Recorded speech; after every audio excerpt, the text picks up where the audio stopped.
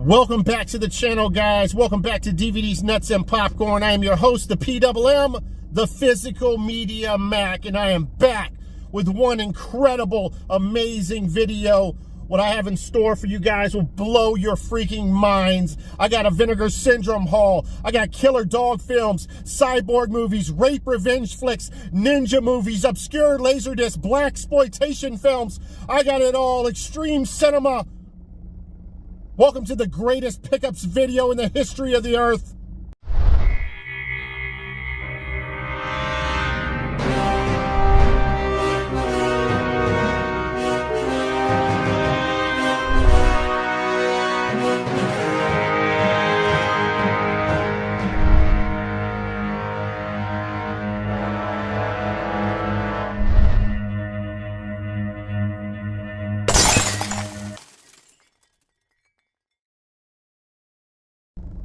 Alright guys, just be warned, we might have to move the car during the course of this video because, you know, I'm a real YouTuber. I record in natural light. And if the sun decides to rape us during the course of this video, I'm definitely going to move to a shadier spot. Unfortunately, I can't record at the spot that I normally record at every weekend. I shouldn't say every weekend because we missed the last, what, 2 weekends now? Because the police, the popos, are on the PMM's ass. So I gotta record over here by JCPenney's, of all places. All right, now, let's start off with Laserdisc. Why? Because Laserdisc are badass, that's why. All right, let's start off with this one. Definitely nostalgic about this. I watched this as a kid. At some point, I don't know what age, but probably not when it came out, but afterwards. Probably a Hollywood video or Blockbuster rental at one point. But we have Out of Bounds. Yeah, the sun's already starting to F with us. And yeah, man, this is an Anthony Michael Hall starring role here. And this also has Jeff Cobers, one of my favorite baddies in films. He was in, if you guys don't remember, he was in The First Power with Lou Diamond Phillips, man. Played a really cool, satanic bad guy in that film. Now, before this, Michael Hall only played in, like, John Hughes movies. He was always like the nerd or the lovable guy. He was never really like a badass, and he is actually a badass in this film. Now, this did not hold up as well as my nostalgic memories about it. It wasn't as good. Now, I did enjoy it, but it wasn't as good as I remembered as a kid. Now, but I will say Anthony Michael Hall did do a good job, and does have some acting range. I always loved Jeff Cobra. I feel like they could have done a little bit more with his role in the film, but this is very, like, it never would happen in a million years. Some of the stuff that happens in this film is so out of bounds. But anyway, let me see. Iowa farm boy Daryl Cage, Anthony Michael Hall, enters a terrifying world where he's out of time, under the gun, and out of bounds in the stylish, action-packed suspense thriller. Arriving in Los Angeles, Daryl accidentally picks up the wrong bag at the airport and finds himself $1 million worth of heroin and danger when his brother is brutally slain only hours after they arrive. After his arrival, Daryl must run for his life from the police who suspect him and from the psychotic drug dealer determined to kill him. In desperation, Daryl turns to Diz, Jenny Wright. She was in St. Elmo's Fire. She's been in a lot of different films. Real pretty girl. I think she was in, what was that movie? Some Kind of Wonderful, I think it was called. I can see her back there. With the redhead actor. I think so. Anyway, so yeah, Jeff Cobra is this insane freaking guy, and you know, that's his heroin apparently, and he's out to kill anyone in his path that stops him from getting this bag of heroin. Again, you know, not as good as I remember, but Still a pretty cool Laserdisc. Soundtrack's goodness too, man. Can't remember if I mentioned this is from the 80s. Decent 80s shit. Alright, a film that I just watched for the first time. I really enjoyed this movie. American Kickboxer 2. Now it says right here, 5-time world champion Dale Apollo Cook. Now I do not know about this guy at all. I think he's been in a few other films as well. I need to explore his filmography. It says twice the action, twice the danger, twice the excitement. Keep this in mind, it's a Vidmark Entertainment release. I think we're going to run into another one of those in a second here. Now, so this guy's the real deal. Obviously, 5-time world champion kickboxer, right? And but like in this movie, and probably like in the other movies, he just seems like he's not really an actor. He seems like a real character that's been put into a movie. Everyone in the movie seems like actors except for him. Now, this has, you know, he's one of those, I don't give a fuck what you say, man. I'm gonna beat your ass, dude. He's one of those country boys, like, that doesn't have any acting chops whatsoever. You can just tell, but somehow it works, even though he's not a good actor. It adds kind of like a realistic feel to the film. It's kind of hard to explain, but you'd have to check it out. He's definitely an interesting character. But Evan Lurie is in this film. We'll talk about him again a little later on, if not multiple times. And he was obviously in Cyborg 3. He's in, what else is he in? He's in one of my favorite Cyborg films, T-Force, and a few other films that I really enjoy. I think he was he in one of the Cyborg Soldier films? I can't remember now. But anyway, all hell breaks loose when a kickboxer with a bad attitude and a cop with a mean streak for a mile long team up to catch a psychotic kidnapper with murder on his mind. After her young daughter is kidnapped in a brazen daylight helicopter raid, Lillian, the girl's mother, receives an ominous call from the kidnapper, Xavier. Will release the child in exchange for $2 million ransom, and Xavier adds a grim warning. If Lillian dares to call the police, her little girl's coming home in a box. But anyway, yeah, beautiful woman. There's not really a good picture of her. She's right there.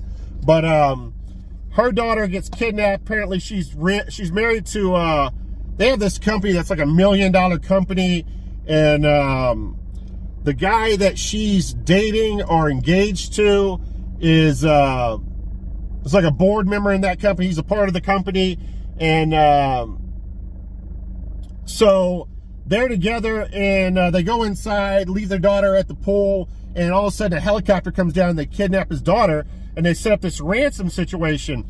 Well, she's got a kind of a checkered past. She cheated on her husband and with this one guy, and she ends up calling both of them, her ex-husband, who's a cop, who's the kickboxer guy, and asking for help. And then she calls the guy she cheated on, or cheated with, which is Evan Lurie, who's a real, like, sexist character in the film, a womanizing character, and asks for both of their help, and they fucking hate each other. So you got that back and forth throughout the film. I really enjoyed this one, man. I thought this was a good film, man. Really had a good time with this. And, yeah, man, Evan Lurie's great in it. And Dale Cook's actually pretty funny in it, man. Like his like his style, man. Real funny acting performance. But definitely want to I want to check out some more movies with Dale Cook, and look forward to it. All right, American Kickboxer 2.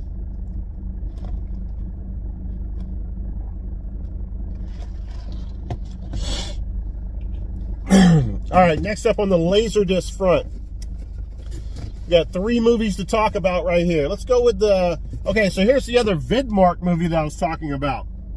Keep an eye out for the Vidmark films. They got some pretty cheesy, cool action 80s and 90s stuff. Now, this movie is called Overkill. It's not enough just to kill. You have to overkill.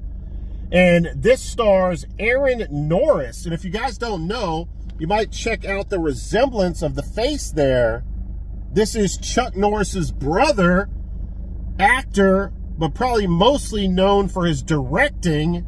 And yeah, he's directed some Chuck Norris films. I'm foreshadowing here, guys. We're about to check out another movie, and we'll talk about that in a second. This has Michael Nouri. Not really familiar with him, but I do notice him from television. He's back here. I felt like he was a good baddie in the film. Now, Chuck Norris is known as one of the most wooden actors of all time. If he's wooden, this guy is like beyond wooden. I mean, he wins the Wooden Award. Now, it says the hunter becomes the hunted.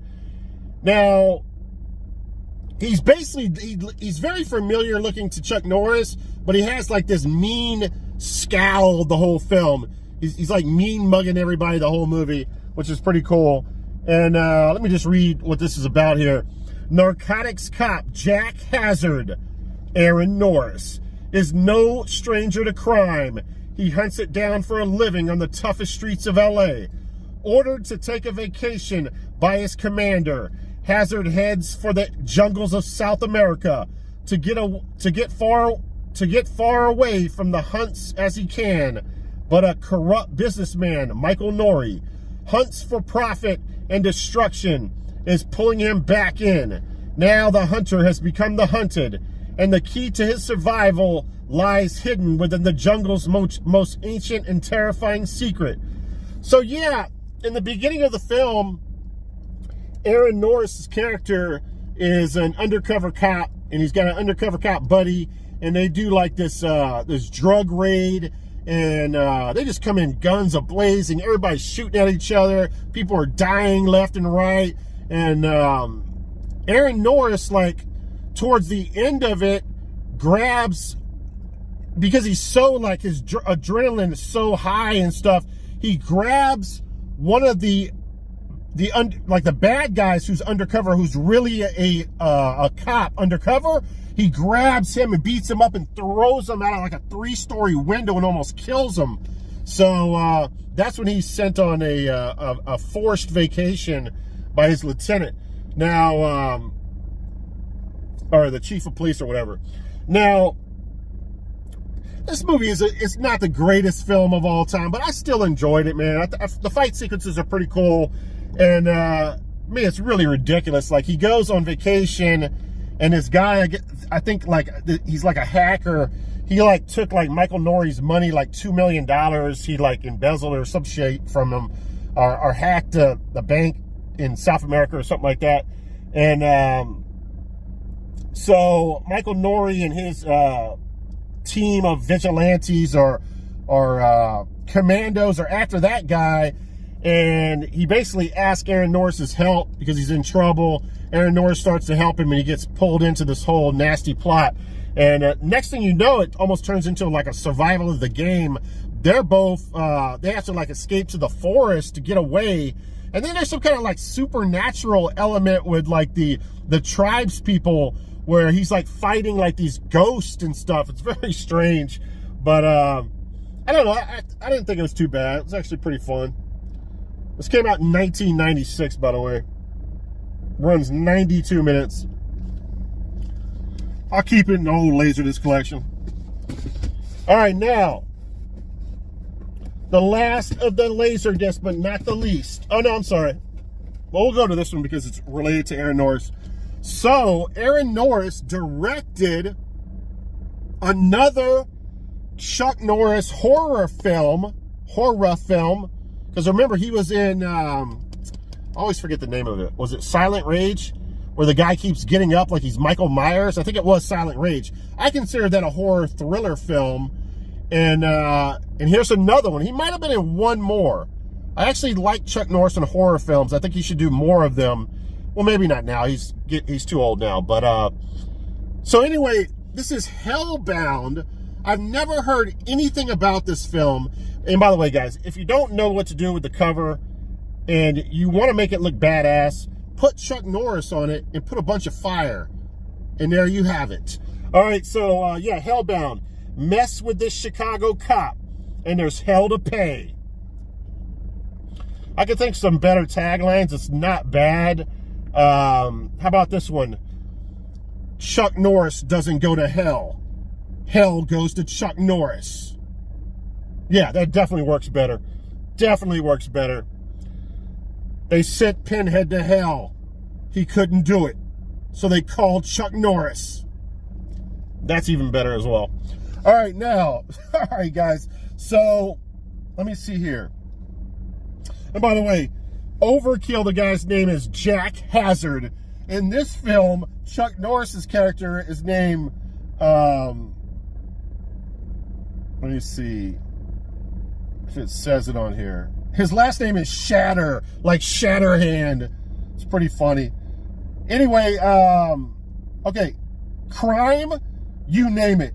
And Shatter and Jackson have seen it.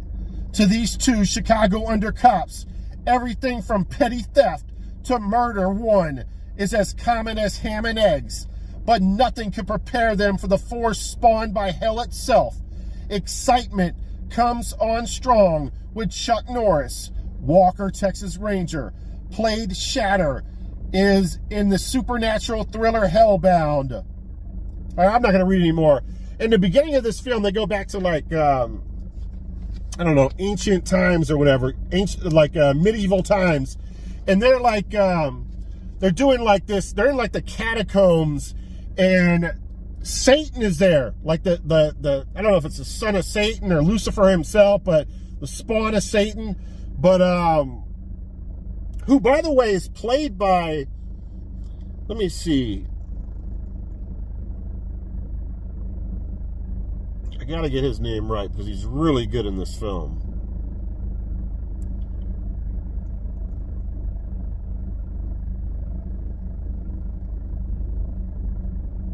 Oh, I can't find him on here for some reason. That's weird. All right, I'll just go ahead and put his picture up and stuff. He was in the Patrick Swayze post-apocalyptic film Steel Dawn. He was the bad guy in Steel Dawn. I can't believe I can't find his name on here. It says Chuck Norris, Calvin Levels, Sherry Wilson, and Christopher Neum. It must be Christopher Neum. That's the only thing I can think of. It's got to be Christopher Neum. But he's really good in it. I enjoyed him in this film. He plays he plays Satan in the film. He's really good at it. Really over the top performance. Now, I mean, you can't go wrong. So anyway, like I was saying, they end up they have like a holy man there, and they end up like putting Satan. They end up killing Satan with like this this holy like rod or something like that. And it's like the only way you can kill Satan. And then they put him in like this concrete like tomb, and they put these special like knives to seal him in there, these sacred knives.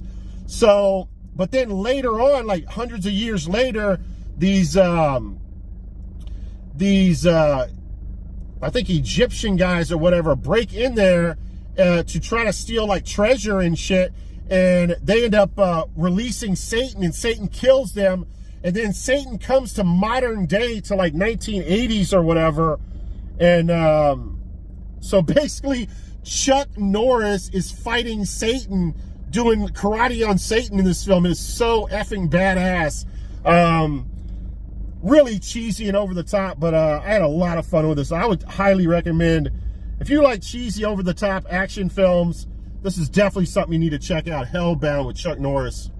I don't know why this car is like backing up towards me right now. Like of all the places that they can back up. Hold on a second. All right, guys, besides the fact that cars were infiltrating the PWM's recording studio area, the sun was about to melt my right arm off of my body, so had to move. Found a nice shaded spot here that should last us the rest of the video. Before we get to the Vinegar Syndrome sale haul, I have one more Laserdisc here, guys. And if you want to know why you should collect Laserdisc in 2023, if not for the big and beautiful, bold artwork it's for movies like this, because this never got a DVD and Blu-ray release, from my knowledge. And this is Armed Response with one of my favorite actors of all time, David Carradine. Really solid action film, guys. I would highly recommend checking this one out. And this also has Michael Berryman in it. And you can see him right there in the middle. He plays the bad guy in a lot of films. He was most famously known for the Hills Have Eyes franchise. And he's really good in this film as well. Like, I really feel like in this movie, he's kind of a cool character. Like, he's like a henchman, but this has a really good soundtrack to it. And at one point, like, he kills somebody. I'm not going to tell you who it is. And by the way, the back of this, if I read this to you, it spoils like the whole movie, so I'm not going to do that. Had to re-record this part because it spoiled so much. Now, he kills somebody, and then they're playing like this really cool song, and he's like snapping his finger, dancing, and it's really badass actually. But basically, without reading the back of it, these are family members, and there's two other brothers, and they're all ex-war veterans. And so there's this Chinese mobster guy, and in the beginning of the film, I think he's meeting with his son, and it's either his son or some family member, and that family member actually took this like ancient statue that is so important to this mob boss family and sold it for like $200,000 or something like that. And the mobster boss found out about it, and you know, brought him up to this office to talk to him and said, what are you going to do as an apology? You're already going to go get it back, but what are you going to do to show us that you're sorry? And then right in front of him, it looks really legit, he cuts his finger off with a knife right in front of him. And Tanaka, I think he's called, says, okay, we do accept your apology. Now go get the statue back. So he goes and meets his girlfriend outside, and he's kind of laughing, saying, oh, I got away with just cutting my finger off. This is awesome. And they start the car up, and it blows up dead. Now Tanaka ends up hiring David Carradine's brother and another guy who's like a shady, I think, undercover cop or something like that, to go get the statue. He gives them like a briefcase full of money to go meet up with the person who stole the statue or bought the statue. So they go do that, but then there's like a double cross going on, and David Carradine's brother, everyone ends up dying except for the guy who double crossed.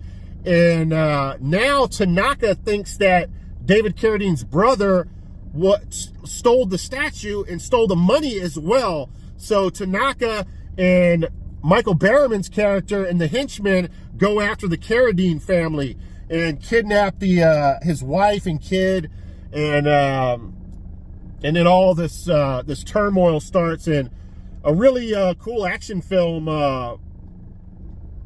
happens, man. Yeah, man, enjoyed this Fred Olen Ray film, directed film. I can't remember if I mentioned that, and who's directed all kinds of badass action films. But yeah, definitely check this one out, man. Only released on Laserdisc, unless someone released it recently. All right, now moving on to what you guys came here for, at least some of you.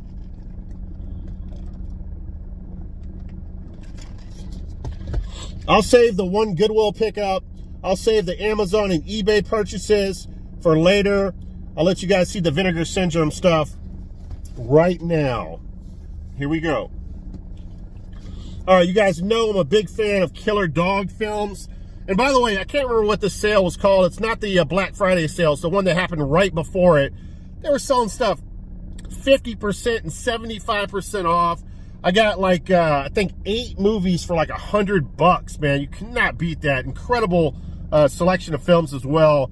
You guys know how I love my killer dog films. It's got a killer Rottweiler in it from 1981, also known as AKA Satan's dog. Now, even though this was filmed in 1981, it wasn't released till 1986. This was also distributed by Troma. Now, since I mentioned the alternate name. I'm going to go ahead and show you the disc here. You got the Blu-ray release right there with the Play Dead name. And then you got this badass looking artwork for Satan's Dog, right? Yeah, Satan's Dog. And then we got reversible cover art. I don't know if that looks like a dog, but it is pretty insanely badass looking. So anyway, when I read a review on this, I was kind of let down before I watched it. And I gotta stop reading reviews of stuff. I just need to watch it myself. And the reason why I was let down is I'm such a big fan of traditional killer dog films, and this is very, very untraditional. The guy who was reviewing it said, this is not your typical killer dog film. The Rottweiler is not going to be tearing people to shreds with his teeth. It's done in a very, like, covert and very, like, poison is used and curling irons in bathtubs. And I'm like, what the F? This is not going to be what I wanted to see. But actually, it really impressed me, and I'm glad that it's unconventional, and it really worked, man. Like, I enjoyed this one. I thought this was a really fun flick. So, this, it's kind of a convoluted story. A sister dies, and she's got a daughter, and her fiance, and brother, and other family members. And then there's a sister that who practices like witchcraft and Satanism, and apparently the sister who died, I guess, stole her husband. Like her husband, or the person that she married, used to be an item with the sister, so there's bad blood between them, and the whole family's like super rich, and there's like this inheritance, and there's a fight at the funeral, and the sister that's living felt like she was, like, you know, done wrong or whatever. So she ends up getting this Rottweiler and performing black magic and putting this curse on this Rottweiler. And then she gives the Rottweiler to the daughter of the mother that died, right? And the daughter falls in love with the Rottweiler. And then all of a sudden, the Rottweiler, and during the course of this film, you can see that she's doing these black magic, like, spells and stuff at her house. And then the Rottweiler, it starts to kill everyone in the family one by one. And like, I'll just give you, I don't want to spoil the whole film, but like, her neighbor's water doesn't work, and she asks if she can use her shower or bathtub. And then she's like, oh, no problem, come on in. You can use the bathtub. The dog's locked outside. Somehow the dog gets inside. The daughter falls asleep, and the Rottweiler goes inside the bathroom, and there's a curling iron plugged in. It must be like a highly trained dog. It picks the curling iron up and goes over to the bathtub and drops the curling iron from the mouth into the bathtub and shocks and kills the one girl. It poisons someone at one point. It does all these like elaborate like sequences to kill people. And again, it really works, man. I thought it was really cool. It's got a very surprise ending that was shocking to me, and worked as well. And you start to see a little bit more of the traditional killer dog stuff laced in at the ending of it. So, yeah, highly recommend this one. Play Dead, the satanic Rottweiler, guys. Very cool shit. If you guys want to see the special features, you can pause it right there. I'm very bad at watching bonus features and stuff like that. I just watch the movie and I get out. I need to get better about that. Maybe the second time around I'll watch some of the bonus features on some of these movies. All right, I'm running.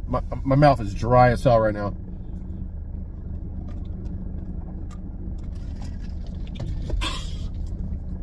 Try to race through some of these a little bit faster.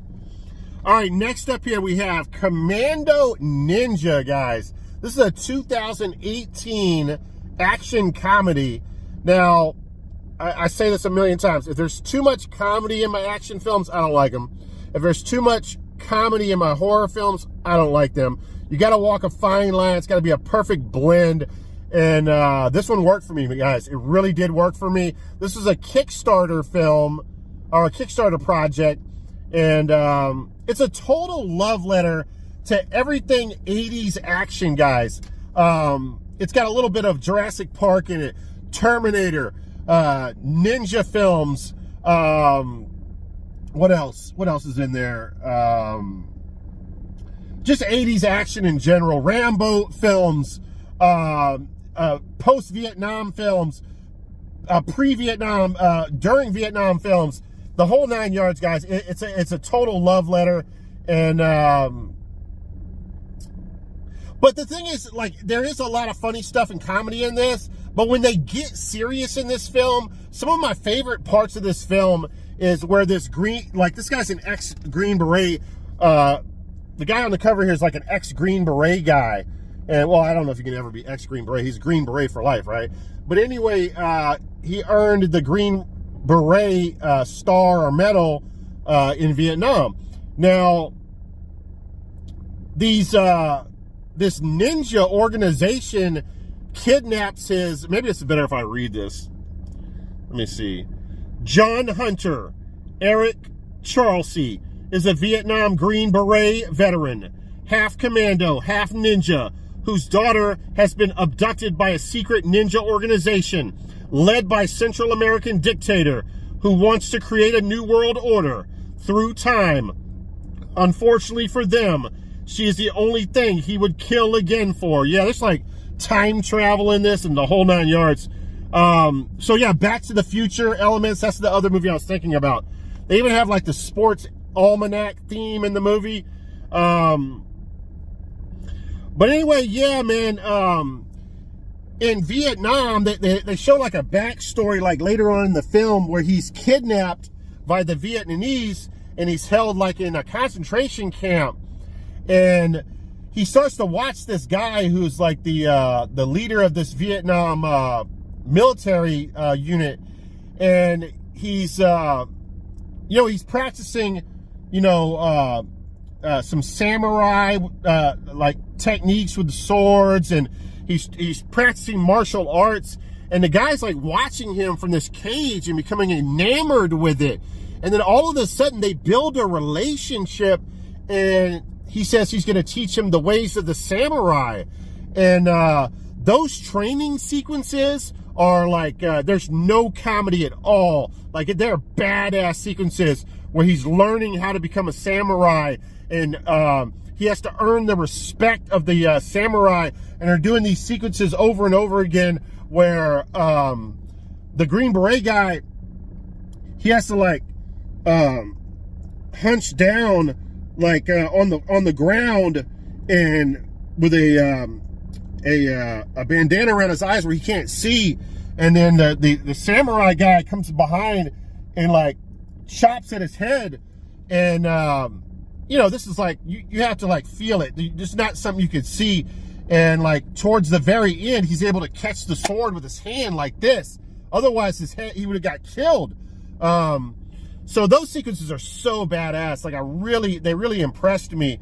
And so it overshines a lot of the comedy in this film.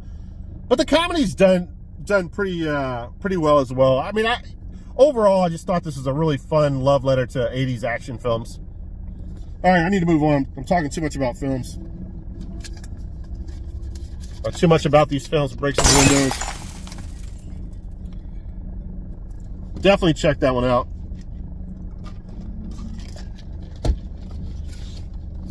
All right, put those in there. All right, so watch this for the first time. I could not believe I never heard about this. By the way, this has the slip cover. I'll go ahead and show you everything on this. This is a 1991 rape revenge female cyborg film called Steel and Lace. And basically, just a short synopsis here, guys. A cute blonde lawyer is raped in an alley by a Wall Street gecko type character and his friends. And basically what happens, guys, they go to court and lack of evidence. The Gordon Gekko type of character is let go, right? And they mention briefly the guy who I think is her lawyer is her brother, if I remember correctly, and he is a NASA engineer who left NASA to go help her out. So they lose the court case, and all of a sudden this circle of baddies in the film, Gordon Gekko guys, end up dying one by one, and then you find out that the NASA engineer actually created a cyber... Oh, I'm missing something. Okay, so after the court case, to get the media away from his sister, he puts her in a stairwell and shuts the door, and then stands in front and talks to the media. Well, she goes to the top of the stairwell to the roof, and after the media leaves, he's trying to find her. He goes to the rooftop, and he says, "What are you doing up here?" And then she says, "I gotta. This is the only way I feel safe now," and jumps off of the building and kills herself. So later on, these guys start dying one by one, and you find out that the NASA engineer created a cyborg out of her, but she still has like human qualities and stuff. So she's asking a lot of questions like, who am I? Who did I used to be? And it's very interesting. Oh man, she is hot in the back of this. Look at this shit. Thick as thieves, as they say. Now, let me show you everything here, guys.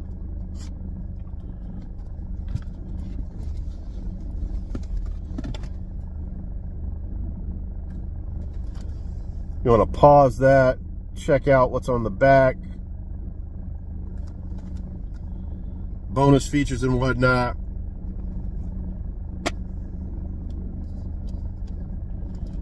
There's the inside.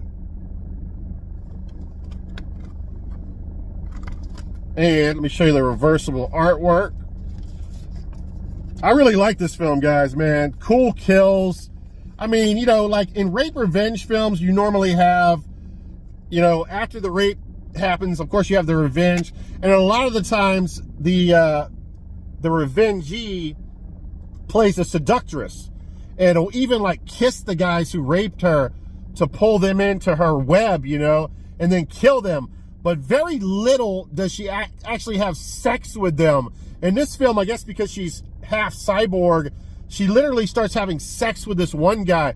And I have no idea what happens to this guy's penis, but her cuckoo basically either melts it or squeezes it. But the sound effects, they don't show what happens, obviously, but the sound effects are so like they're so like effective. It just makes you like feel for this guy so bad. You know something bad is happening to his penis. But yeah, man. Oh yeah, I forgot to say this. This guy right here, I've never seen him in any other films besides American Werewolf in London. And let me see if I can find his name.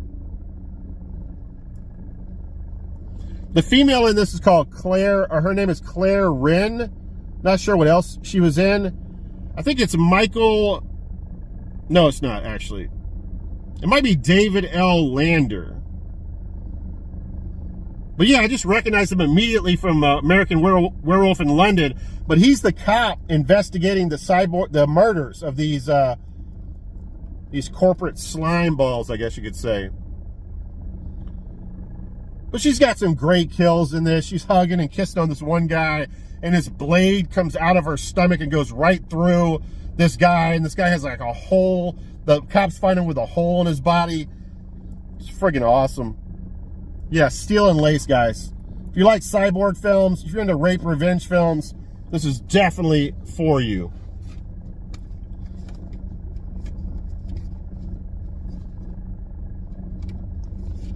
What does it say here? She's tough. She's tender. She's all woman and all machine. Steel and Lace, a deadly combination. All right, put that in there. All right, next, I'm not going to go too long on these. I've never seen the penitentiary films, and I had a really good time watching these films. I don't know what else this guy has been in, but his name is Leon Isaac Kennedy. One thing I can say about these movies, I never want to go to jail, guys. I never want to go to the penitentiary, for sure. Yeah, some bleak films, but basically this guy tries to help this female in the beginning of the movie, and you know, help her out because she's being harassed at a bar, and I think she's a prostitute, but she's doing some other, you know, underhanded things, and selling drugs or something like that. And these like biker guys like go after her. He's at the bar, so he protects her, and ends up getting knocked out by like a bottle. Someone hits him over the head, and one of them goes and tries to rape her, takes her in the bathroom and tries to rape her. And then you don't know this till like halfway during the film. All you see is him go to the penitentiary, and you don't know like what happens. But as it turns out, this female actually kills one of those guys, and she leaves and doesn't tell the police, so he ends up getting kind of framed for it, or set up for it. So he has to do time and shit. But he ends up meeting her again during a conjugal visit, and that's revealed. Sorry if I gave up a spoiler there. But anyway, it turns out to be like a boxing film, because they have a boxing program going on in the penitentiary, and he goes in there, and there's all kinds of bad characters in there that want to kill him and stuff. And his way out is joining this boxing fraternity and trying to beat these boxers and stuff. There's a way that he can get out of prison early if he becomes a champion. So that's what he's trying to do in the film. I thought it was a really good film, man. There's a bad guy in this film that plays a really good bad guy role. Let me see if his name is on here somewhere. This is directed by Jama Fanaka. I'm not familiar with his directorial filmography, but I believe he's done some other stuff. I believe that's a guy. Let me see. Tommy Pollard, Donovan Womack. I'm not sure who the character is, but he's got like he's missing all his teeth in the side of his face. He's like a really evil, definitely the guy you don't want to go to penitentiary with. But good film, man. You know, I think they call this blaxploitation. I don't know if it's exploitating blacks or not, but it's a good flick. Now, I could have just left that alone, but I'm such a huge fan of Mr. T, and his Rocky 3 performance, I was like, you know what? I need to see him in something else. For whatever reason, even though I grew up on it, I really never was an A-Team guy. I just, for whatever reason, I watched other shows and just never got into the A-Team series. Maybe I need to go back to that, because I love Mr. T so much. And I was just wanting him to be such a badass in another film like he was in Mr. T. And when I did the research on this, it's funny enough, he actually did Rocky 3 the same year he did Penitentiary 2. And he has kind of a similar, plays a similar role in this. He's a boxer in this film, a real boxer and an ex-champion in this film as well. But in this movie, he's not really a bad guy. He's actually a good guy, which kind of sucks. Because what I was hoping was, he was in the, like, I was hoping that this guy went back to the penitentiary, and this time Mr. T was like the head, like, baddie in the penitentiary, and he had to box Mr. T. That's what I was wanting. But as it turns out, the main baddie in this film is not Mr. T. It is actually Ernie Hudson, which you can see right here. And I gotta say, Ernie Hudson is amazing in this film. I thought he was a terrific baddie in the film. Did an amazing job. He's not a boxer though. He's on the outside trying to kill Leon's character, because Leon is out of the penitentiary in this film. Now he goes back to the penitentiary to box. Strangely enough, the same guy he boxes in not one time, but twice. And Mr. T is his trainer. But Mr. T is kind of like a he takes no shit type of trainer and shit. So he's kind of a badass in that respect. And He's even boxing with him and like beating him up and teaching him that you can't let your guard down and you gotta tuck your chin and stuff. So I really like Mr. T in this, and Mr. T does beat up somebody in this film like to a bloody pulp, and which is really badass. But yeah, definitely enjoy Penitentiary 1 and Penitentiary 2. Oh shit, I gotta show you guys the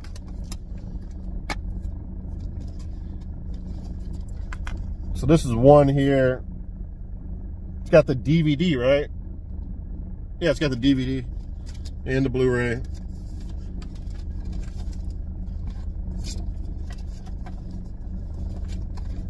This is probably gonna run over an hour.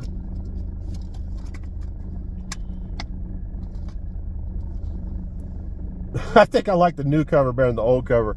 I don't know what he's doing right there. It's kind of funny. All right, now, yeah, look at Mr. T's on the DVD, like more prominent. And I think, so, let me see. Mr. T's more prominent on the cover, on the reverse cover.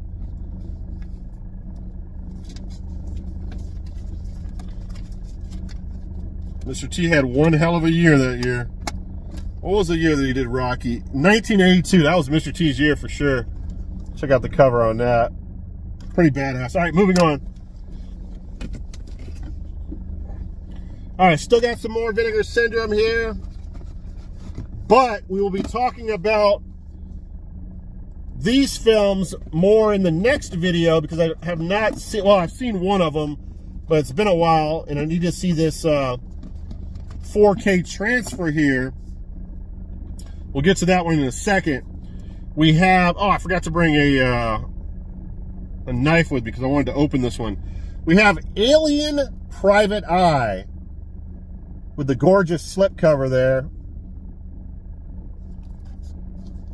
This just looked badass. I know nothing about it.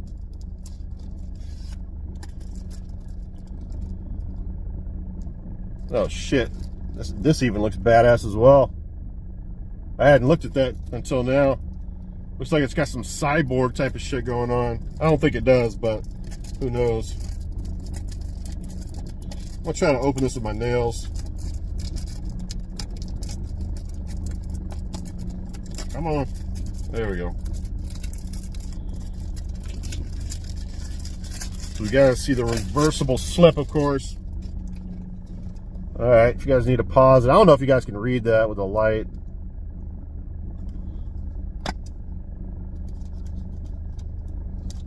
Same disc art. And then the reversible. Oh, okay, that's just like the artwork on the slip. So we don't need to go into that. But anyway, yeah, guys, I know nothing about this film. It just looks badass. And it says this is from the 80s too? I think it says 89. I'm not going to read all this because we're kind of in a rush now. Aliens have long integrated themselves among the human population to the point that they are physically indistinguishable, except for their unique pointed ears, a physical trait they do great lengths to hide or have surgically altered in order to fully blend into human society. I don't know. Let me know in the comments, guys, if you have seen this film before. Alien Private Eye.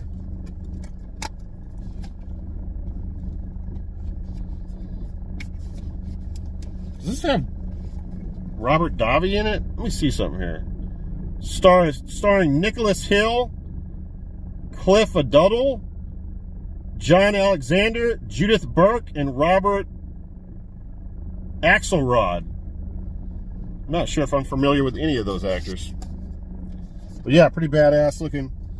And then I picked up, even though I have no 4K capabilities at all, but it doesn't really matter. Like, a lot of people will not pick up the 4K if it has the Blu-ray because of how it looks on the shelf.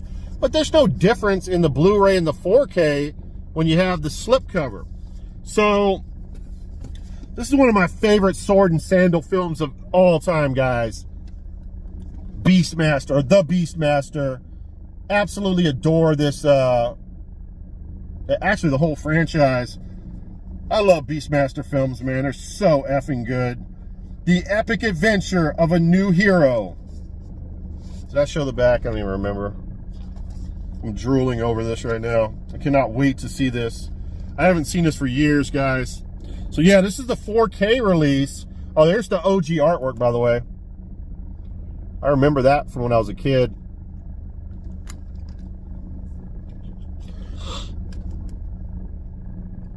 And if you guys don't remember, I always forget, man. This is directed by Don Coscarelli, who directed Phantasm. That is right. I forgot about that. Now, I don't want to mess this guy's name up because he's a legend. Tanya Roberts is in this as well.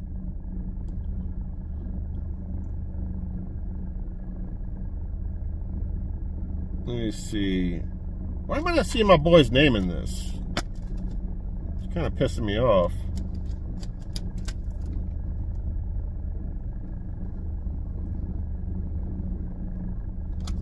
Where is the, that's crazy. What is the Beastmaster's name? I can't remember for some reason. Hold on, I'm gonna pause it real quick. All right, guys, almost lost my Beastmaster card there. Mark Singer, man. Who could forget his name? Such a legendary actor. Now, if you guys don't know, the cool thing is, and the reason why he's called the Beastmaster is he controls animals somehow through his psyche, or he's got these powers that he can communicate with the animals and stuff. Like he got Black Panthers fighting for him. He carries around these ferrets and stuff.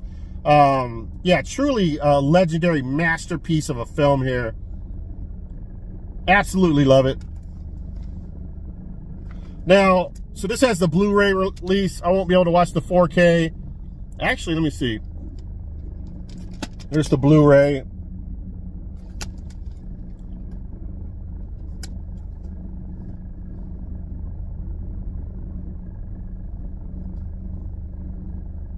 Oh, it's got two Blu-rays, so it must have like for bonus features. I don't see the where's the 4K at? Oh, this must be the 4K here. Ultra HD Blu-ray. That must be the 4K. And this is the regular Blu-rays, these. They must have like a bonus one.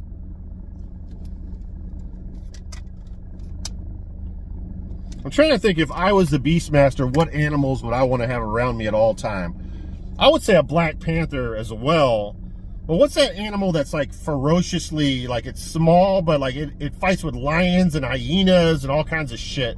Not the badger, the honey badger.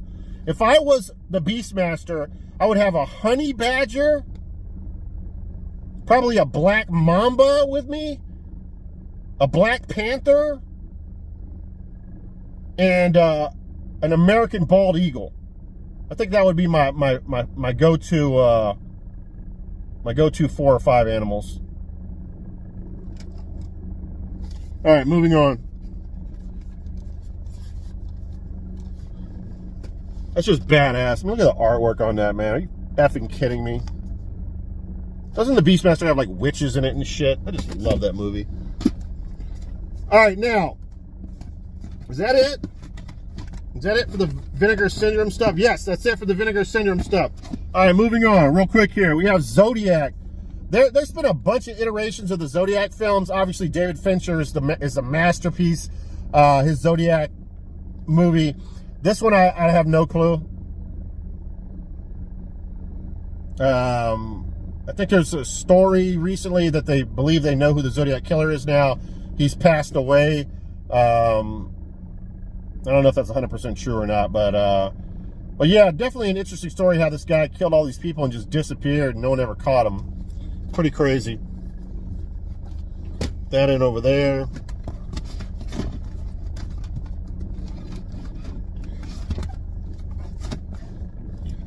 All right, a movie that I will be giving away. All right, so, you know, rap music. Eminem, everyone knows who Eminem is. He's known as someone you don't talk shit about because you don't want to get into a diss battle with him. Well, Machine Gun Kelly said something about his daughter at one point on Instagram or something like that. And then so a rivalry started, and there was some back and forth, and Eminem was talking about him, dissing him in tracks and stuff, and then Machine Gun Kelly made a whole video and a whole big production and stuff. And then after that, Killshot was released, which was his diss track in response to Machine Gun Kelly. And it's like the highest viewed YouTube video diss track of all time or something like that. It's got like a gazillion views on it. But anyway, it's a badass track, and every once in a while I listen to it. Now, rap has evolved so much these days that it's literally like verbal gymnastics. Like, you know, they'll say something, it'll have one meaning, but then the skill is making one meaning into like mean two things, like have double meanings, triple meanings, quadruple meanings. And you know, these guys are geniuses with words and stuff, and as Eminem is. So I'm reading like some of the comments on the video, and this guy mentions, he says, pick up Killshot. It's the name of the rap song. It's an actual movie that was filmed in Detroit, and where Eminem is from. And there's a guy in the movie named Coulson. Now, Coulson is Machine Gun Kelly's real name, his first name. And then, I'm not sure if this is true, there's a U.S. Marshal in this film, and Eminem's real name is Marshall Mathers. They were like putting all these like facts, and it was like fascinating me. And I was like, I gotta fucking buy this movie. They said a bunch of other shit that I don't even think is true and stuff. But that's the only reason I picked up this movie. And I'm gonna be honest with you, I didn't even finish this movie. Like, at first it was okay, but then I was like, nah, this movie sucks. And I'll be giving this away. It's got Joseph Gordon-Levitt in it that plays such a ridiculously over-the-top role that makes no sense whatsoever. And you know, Mickey Rourke is, you know, weird plastic surgery Mickey Rourke. And it just does not work for me. But anyway, that's the reason I picked it up, because of Eminem. I can't remember the YouTuber, but he picked this up recently and showed this on his channel.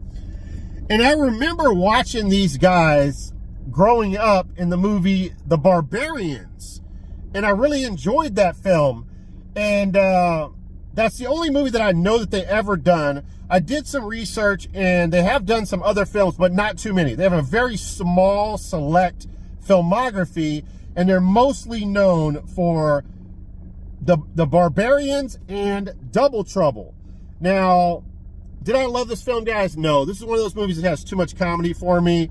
Unfortunately, it should have been a little more action, less comedy, but it was the reverse of that. Now, it does have Roddy McDowall as the bad guy in it, who I think is good in this. Roddy McDowall's from Fright Night, if you guys don't know. This stars Peter and David Paul. They're both bodybuilders back in the 80s. Like, I don't know if they won any awards or anything like that for their bodybuilding, but they were definitely some bulky-ass dudes.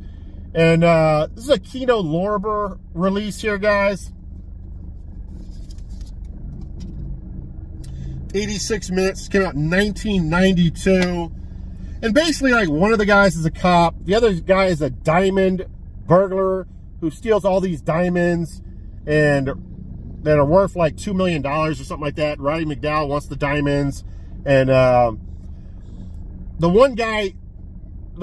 cop guy arrests his brother. He goes to jail, and then somehow the police let the brother get out of jail because he has information on the diamond heist, and they team him up with his brother to bust Roddy McDowall's character. It's so ridiculous, but not bad. Some people will enjoy this, but I'm definitely more in favor of the Barbarian film than Double Trouble.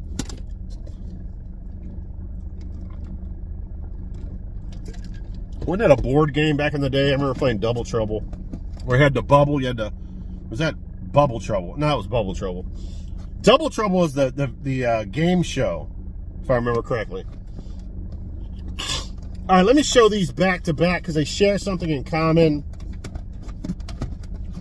Let me get my shit together here. So I finally picked up this Sergio Martino film called Hands of Steel. Now, this is a cyborg film. You guys know how I love my cyborg films. This is a Code Red release starring Daniel Green. Now, I don't know Daniel Green very well, but I think he did a really good job in this film.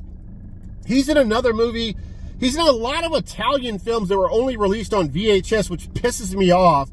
But the release of this on Blu-ray gives me hope that his other films soon, hopefully sooner than later, will be released on Blu-ray, because I really want to check out his filmography. Now, you know, a god to many, John Saxon is in this film. George Eastman, which plays a really good bad guy, is a baddie in this film. He's like 6'9" in real life, so he's like a real intimidating character. He's known probably mostly for playing a serial killer role in Anthropophagus, another Italian horror film. But, yeah, take the movie, the Sylvester Stallone movie, Over the Top and mix it with Terminator, and that's what you have in this film. There's literally like over-the-top hand wrestling competition sequences in this film. It's so badass. You know, this movie gets a lot of hate, but I really enjoyed this one, man. I thought it was a lot of fun. It was directed by Martin Dolman.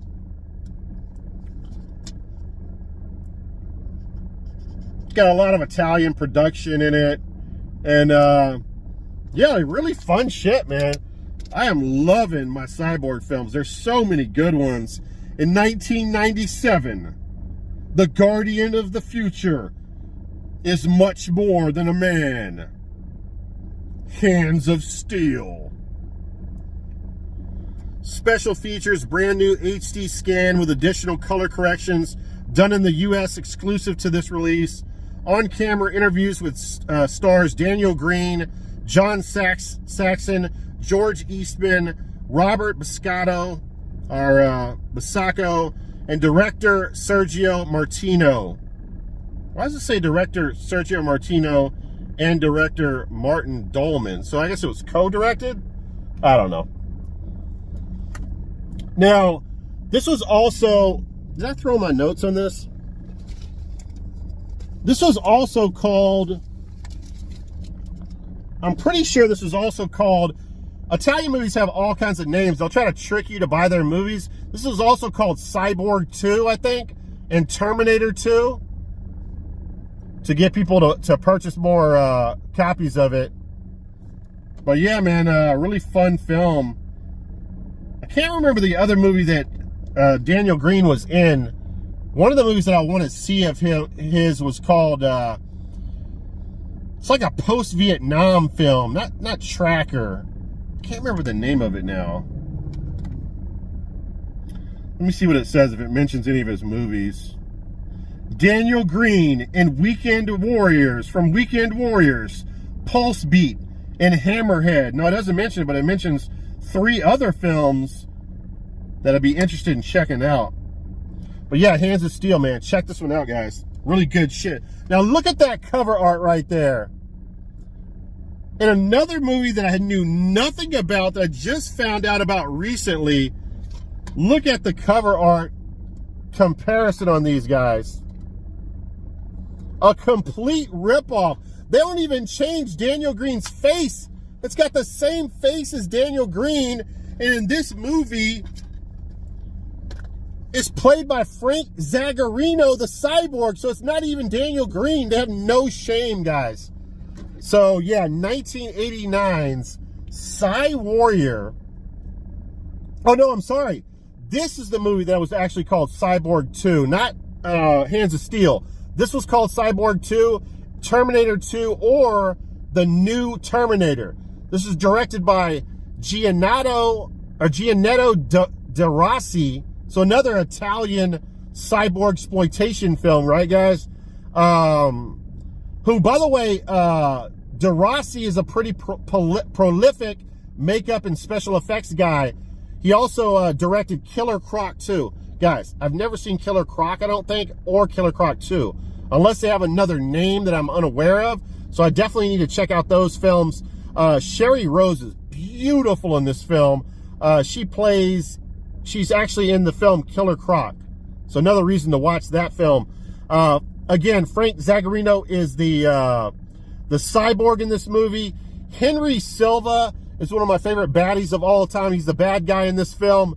And his dialogue is reason enough to own this film.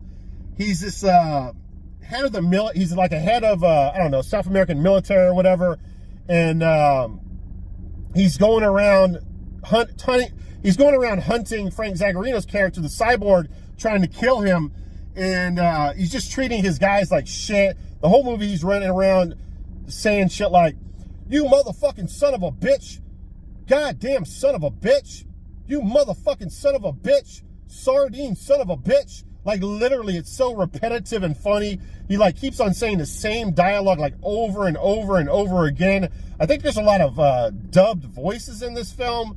I'm pretty sure that's the case. They're just dubbing in these son of a bitch dialogue. So much hilarious dialogue in this movie. But anyway, guys, man, this is actually like a touching film. Like, the first 15-20 minutes of this movie, I was like, oh my god, this is so low budget. I don't know if I'm gonna like this film. I ended up really being a big fan of Cywarrior, guys. I thought it was awesome. Now, let me read the back of this. A prototype military android accidentally escapes from the ship where it was being transferred to be tested. In his flight, he arrives at a nearby Caribbean island where he is welcomed by a boy and his older sister. They try to help him blend in, teaching him to act and appear more human. So he meets this like cute kid, right? And I don't know who he's played by, but does a really good acting job. Sherry Rose is the kid's like adopted, like he's like older sister, but I think their parents died, so Sherry Rose is taking care of the little kid, right? And Zagarino's character is like in the woods and stuff, and the little kid finds him and they become friends. So he brings Frank Zagarino back to the sister, and of course she's like, what the fuck is this? You know, she's like tripping out at first, but she finally welcomes him into the home. And then, like the description says, he starts telling them his story. And basically what happens at the beginning of this, I don't think it was explained correctly on the back. He's on this ship. I think he's being transported to be tested because I think something happened where he was being sent to, I might be confusing this with Hands of Steel. Yeah, I am confusing this with Hands of Steel. Forget what I was about to say. But anyway, he's being transported to be tested before he's going to be used by the military to like become the super soldier or some of that nature. It's very similar to Hands of Steel. And something happens in the ship where these guys are having a poker match, and they get into a fight, and then a gun goes off, and the cyborg comes out of where he's being locked at, breaks the door down, and then ends up getting in a fight. Next thing you know, he like leaves the ship, and they show this sequence in a movie, which reminds me of this other movie that I've seen, where they have a wide shot of the ocean. He's walking out of the ocean, and it's Frank Zagarino, the cyborg. So now he's on land in this Caribbean island, and he meets the kid, goes back to the house. Now, he tells him his story.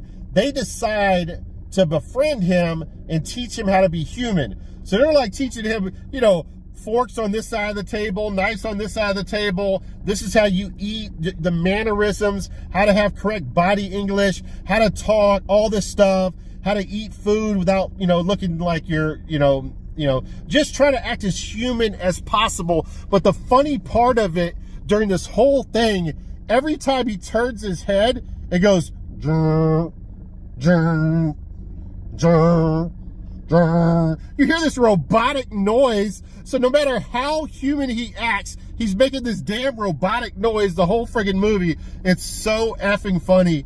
But yeah, so Henry Silva's got the whole military behind him. So they end up starting this war. Now they kidnap the young boy, and So without giving too much away, the young boy gets hurt and stuff. There's this epic sequence at the end of the movie where the hospital loses power and the boy's gonna die. And I don't want to give too much up, but he goes to the military, he goes to the electrical plant and acts as a conduit and kills himself. I have to, guys. It's such a badass ending. You feel so much for him, and you feel so much for the plight of the young boy. And yeah, man, I shed some tears on this one, man. Psy Warrior, definitely check this one out. Frank Zagarino does it again, man. All of the great cyborg films he's been in with the, I was about to say Shadow Warrior films, I'm losing my mind. I've been in the car too long. Y'all know what I'm talking about. So he's been in such great cyborg films. All right, moving on. We need to race through this. I'll talk about this in the next video. I picked this up. I'm not sure why I picked this up. I can't remember now. I must have read good things about Forced to Kill, which came out in 1994. Also on this is Crash Landing with Antonio Sabato Jr. and Michael Pierre. So we'll talk about in the next video. They're on separate disc, which is nice.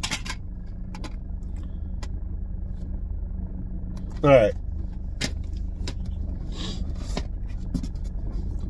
All right, let's get into this. This is definitely not going to be for everybody, guys. Do not pick this up if you're sensitive about extreme cinema, because this has some extreme rape and torture in it.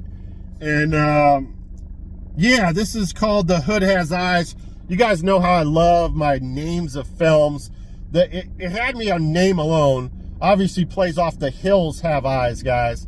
The Hood Has Eyes. I love my Leprechaun in the Hood films, so had to pick this one up. It's directed by Terrence Williams, who actually directed Curse of La Llorona, which is loosely tied, or it was said that it was tied to the Conjuring films, but as it turns out, it's not, apparently.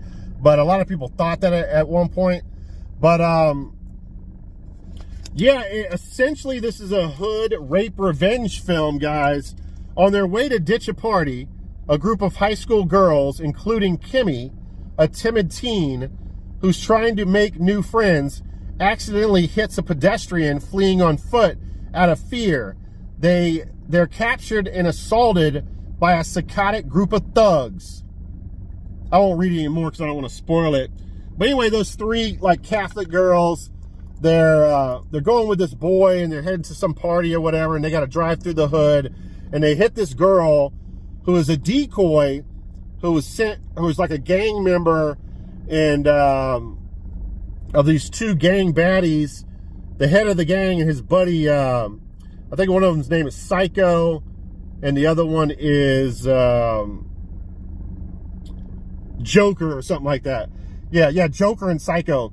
So they get out of the car, they're trying to figure out what to do, dispose of the body, throw the body off the car, and then drive off. But all of a sudden, the two gang members come with the guns, and they lead them off into kind of a wooded area in LA. And this was actually filmed, I think, in LA, which is pretty crazy for some of the scenes that they did off in like, you know, kind of an abandoned area off in the woods, like the hills or whatever, like kind of over at Los Angeles, if I'm speaking correctly. Now, so they take them, and they were supposed to just rob them, but as it turns out, the Psycho guy, I think Psycho's the head guy, and the other guy's Joker, who basically is just a follower and does whatever he says. So Psycho decides that it's not enough just to take their money. He wants to rape all the girls. So they tie a bunch of them to fences and stuff. There's like rape with 40 bottles. There's, you know, there's all kinds, there's torture sequences. There's some real nasty stuff in this film. A lot of people wouldn't be able to handle this movie. If you're not into like extreme cinema, I would say don't check this one out. But it's got a real grindhouse look to it. It's very like, you know, it's filmed like, almost like it's filmed on, I'm not sure what it's filmed on. It even says 480p. So it doesn't look the best or whatever. It's not made to look like a Blu-ray or like this 1080 type of film. It's made to have that look, that dirty look to it, for lack of better explanation. But it actually works, man. It looks, it makes it kind of look realistic, in fact. Now, here's the funny thing about this movie, guys. So I ordered this. It came next day. I got this off of Amazon. And I put this in my Xbox One, and I got a black screen. And then when I tried to play it, the play button come up, and the, you know, fast forward, rewind, and next track, and all that stuff comes up. But, you know, you get that that symbol pops up for it not working, or, you know, the circle with the line through it. So it was just a black screen. It would not work. So I've never had to return anything on Amazon, so I had to go through that whole process or whatever. Done it on eBay, you know, several times, but not on Amazon. And because this is a region 0, it says, so it should work. And the Xbox One is like the most up-to-date, one of the most up-to-date like Blu-ray DVD players. It's like, it works with mostly everything. So I figured it was just bad or whatever. So I sent it back, or started the process to send it back. They sent me another one the next day, put it in my Xbox One, same shit, did not work. So I do have like one DVD player, which is actually one of the best DVD players ever made. It's like a reference standard DVD player. I can't remember the model number, but it's an amazing DVD player.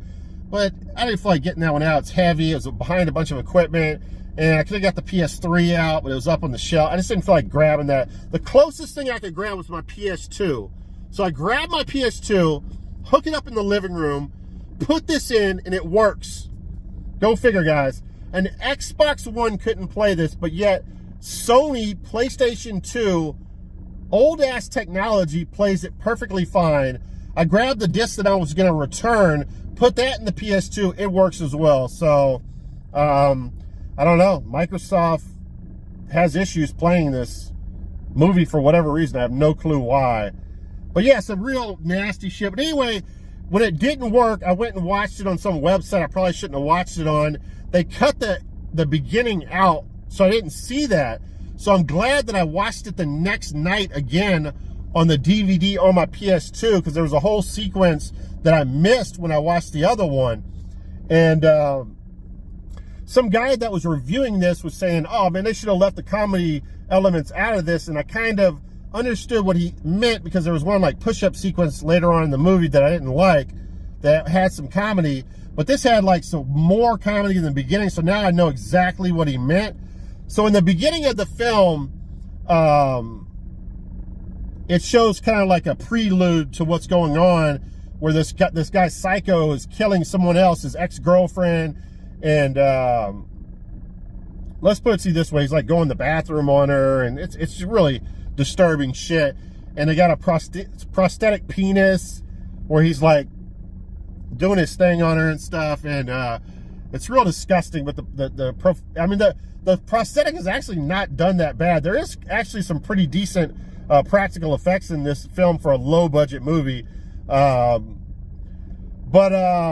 yeah, this definitely, like, I feel like if you're gonna be an extreme film, take the comedy element out of it completely.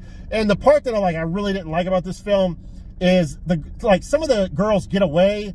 And like one of the girls gets away, and she tells her friend, I'm sorry, I can't take you with me. You're going to slow me down, which is kind of a dick move. And the girl's begging her, and she could have died because her friend didn't take her. Her friend was being kind of cowardice. And so she takes off. Somehow the other girl gets away as well, and somehow makes it back to the car before she does, which makes no sense. So the other girl gets in the car. She's about to take off. And then, lo and behold, the other chick that she left is in the back seat. She kills her friend for taking off, which would never happen in a million years. All of a sudden, she's a psychotic person. She kills her friend, and then it shows her doing these training sequences. She's doing push-ups. The movie moves way too fast, and they should have left all that training shit out, doing push-ups. It was so stupid. But the revenge part of it, and some of the stuff that she does to these Mexican gang members is pretty freaking insane. If you're into extreme cinema, definitely check this one out. All right, let me get a sip and we'll finish this off. We got 3 more movies here.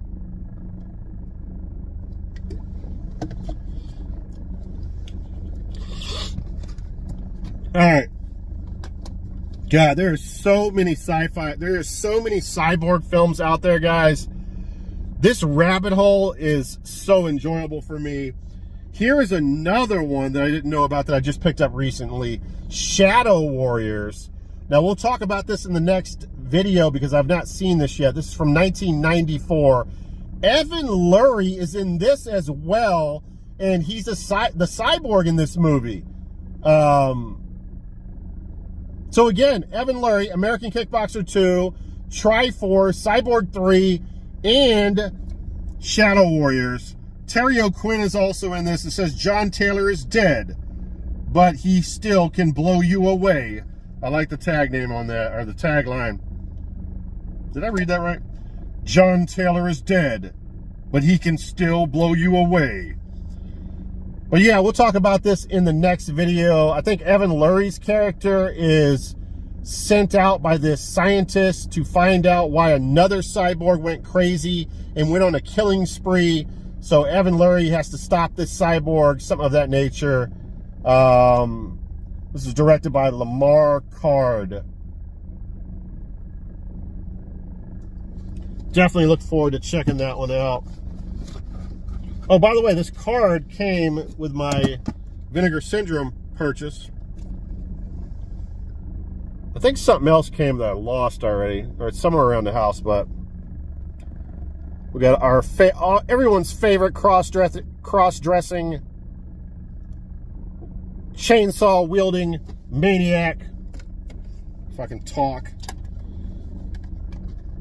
I can't speak no English. All right, now. All right, 2 movies and I'll let you guys go. We're already past the hour mark. This is ridiculous.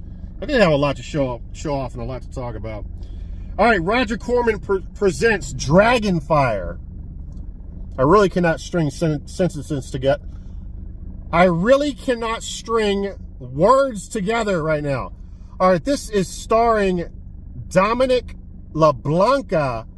It also stars Michael Banks, who is Billy Blank's brother, who's a badass. We'll talk about him in a second.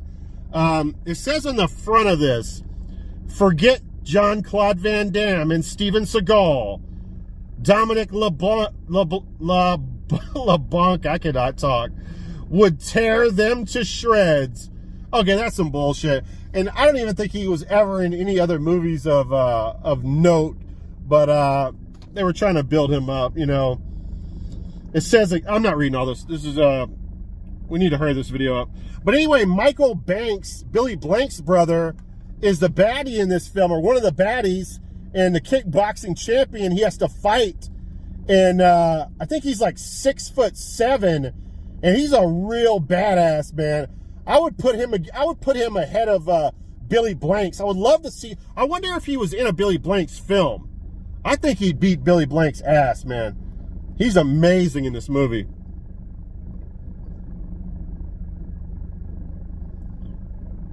Los Angeles, 2050 AD. Crime, drugs, violence, rape. The city of Los Angeles has descended into chaos. Street fighter Dominic LaBlanca seeks to avenge his brother's death in this lawless city. To find the killer, he must enter the deadly underworld of the alley fights, a savage kickboxing match of the future. But yeah, so yeah, his brother dies. He's trying to figure out who it is. And there is a surprise ending in this film. This is executive produced by Roger Corman, directed by Rick Jacobson. And I looked up Dominic LaBlanca. I don't even think he was really a mixed martial artist. Or he definitely didn't win any tournaments or any championships like some of the people we talked about. All right, that's not, you know what? I enjoyed this film. I actually liked it. Cool post-apocalyptic fight club type of movie. I enjoyed it. All right, last film here, guys. Both of these from the 1980s. Rape revenge films, guys. First up we have, well, let's talk about Vendetta first. So I thought the actress that played in this movie did a really good job. Karen Chase. She was in a movie called Private School. I wonder if that was with Mark Harmon, Private School. Maybe I'm thinking of something else.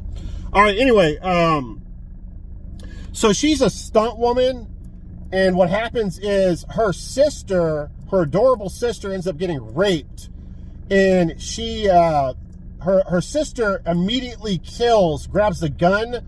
She's raped at gunpoint, which is really sick, man. It's so effed up. She gets the gun after she's raped and kills the guy. Well, she ends up going to jail for manslaughter.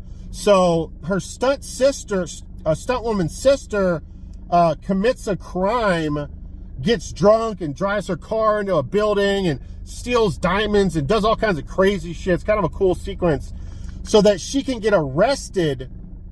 Oh, no, I'm sorry. I'm leaving out a part. So her sister goes to jail for manslaughter, and then this female baddie, like, who basically like runs the jail from the inmate side of things, and has like connections and like illegal connections with the guards and stuff, and drug dealing and all kinds of stuff, ends up killing her sister with her gang. And so she finds out about the stunt woman, and then so she commits those crimes to go into the penitentiary to get revenge. Really cool film, man. I enjoyed that one. This one's actually a good film as well. Naked Vengeance. This actress is so beautiful in the film. Her name is Deborah Trinelli. I guess she played in Dallas. And she's such a fox in this film. Compared to most rape revenge films, it's kind of a slow burn, but once it really gets to it, it's a little unconventional, but once it really gets to it, it's balls on fire. But in the beginning of the film, hopefully I'm not mixing this up. Yeah, in the beginning of the film, her boyfriend at the time breaks up a rape, and the bad guy kills her husband as she watches, and then pulls a gun on her and sticks it in her face and intimidates her. He doesn't kill her, leaves her. I can't remember if he rapes her or not. He might have raped her. I can't remember now. But anyway, you forget all about that. She ends up going home to her hometown. And then every guy in the movie is like such a fucking piece of shit. It's like every guy is such a terrible person to her and stuff. And she's being harassed by all the guys in the town and stuff. She tries to go to the bar. People are sexually harassing her left and right. And the police officer in town, the sheriff, she goes to him for help, and he's like saying, "Oh, they're just being boys, down home boys and stuff. There's no harm or whatever." So she goes back home after one night of going out and going to her family and stuff. She's staying with like her uncle and aunt or something like that. And then these guys decide to go to her house with this mob mentality, and they break in and they rape her brutally. And her like uncle and aunt are away on, or whatever, her family members are away on like a vacation, but they end up surprising her and coming home early and walking in on this. So the mob doesn't know what to do, so they end up shooting and killing her family members. So now she has more people that were like killed. And so now she goes off into the psychotic episode where she just spins out of control and decides to to kill everybody in that's involved in this rape and this murder. So one by one she starts picking them off, and these really cool sequences. And by the end of the film, she's kind of like this badass character that I wish there was a part 2 to this. She kind of reminds me of the Angel franchise, where the prostitutes killing all those guys and stuff. She plays a really cool role in this. Anyway, guys, that's it. Definitely check these out if you're into these type of films. A double dose of revenge here. And that's it. Ran way too long on this one. Hopefully you guys enjoyed the video. I am the PWM. Good luck out there finding whatever physical media that you are looking for. And I will catch you guys in the next video. I'll talk to you guys later. Peace out!